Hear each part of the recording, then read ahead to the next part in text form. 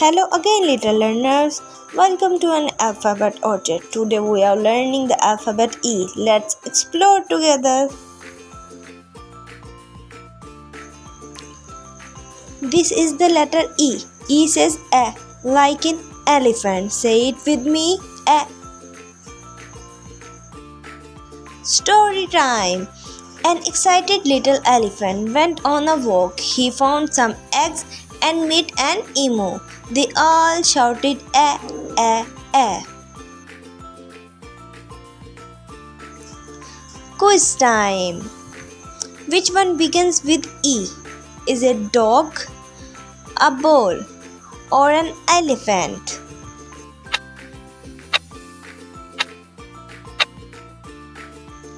Yes, elephant starts with E. Good job. Keep exploring the ABCs with me every day. Don't forget to like and subscribe. Bye bye.